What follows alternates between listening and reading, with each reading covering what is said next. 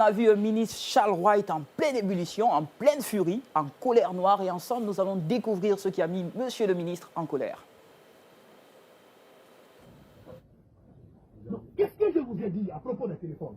Téléphone, vous avez dit de ne pas accepter. BBC téléphone. De fouiller. Et c'est nous qui Ah non, mais oui, c'est vous qui fouillez. Ça veut dire que si on réussit à faire rentrer des téléphones portables ici, ça veut dire votre raison d'ici, c'est quoi? Expliquez-moi.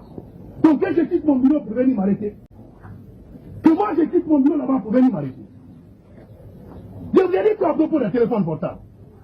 Qu'est-ce que moi je vous ai dit? Vous avez dit de ne pas accepter. Oui, avec 5 téléphones portables couchés. Avec un téléphone portable, à partir d'ici, je peux commander tout ce que je veux dans ce pays.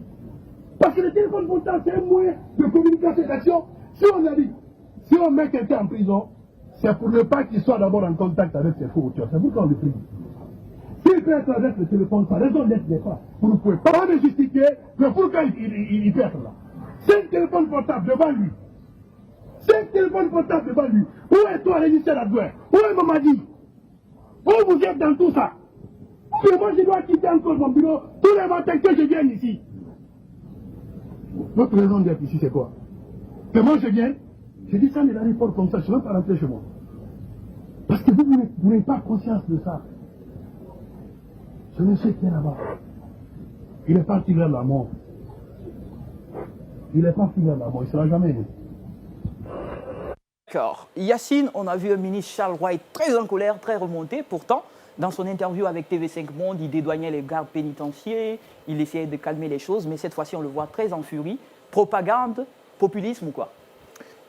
Il est dans son rôle et j'ai aimé ça. J'ai aimé ce que... Tu as aimé ça? Oui, j'ai aimé. D'accord, mais les téléphones portables, ce n'est pas la première fois qu'on l'a signalé. Hein. Ça a été dénoncé plusieurs fois sur les plateaux télé. Et même dans cette émission, je parlais d'une victime de viol qui se faisait même harceler par son bourreau. Les téléphones portables sont à la maison centrale depuis longtemps, il était au courant.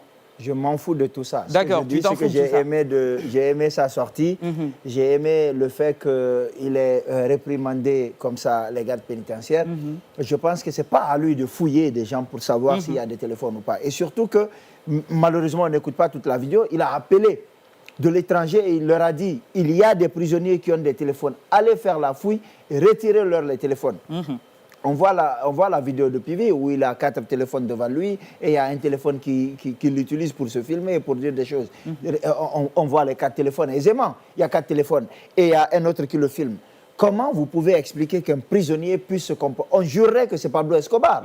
On jurerait que c'est Pablo Escobar. Mais il le disait même dans cette vidéo, Pivi, qu'il est en internat, en préparation de quoi, on ne sait pas. Bon, de toute façon, ce qui est sûr, c'est que le commando qui est venu le libérer, ce n'est pas un commando composé d'officiers supérieurs. Son fils est un sergent dans l'armée. Il n'est pas capable de faire un certain nombre de coups. Qui nous dit que ce n'est pas Pivi ou Dadis ou Tchekbro ou Blaise Gomou qui sont des officiers supérieurs de surcroît qui ont planifié à partir de leur position? Je pense que Charles est dans son rôle parce qu'il ne faut pas oublier que le premier concerné ici, c'est lui. Le garde pénitentiaire relève directement de son département.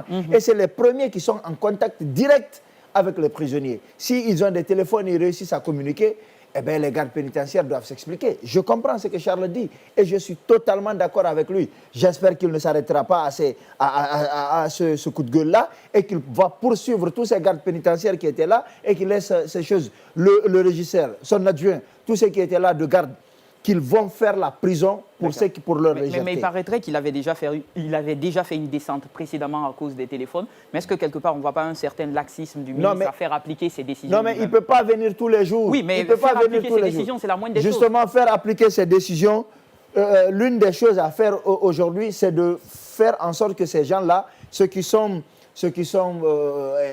indélicats, de faire en sorte que ces gens-là puissent aller en prison.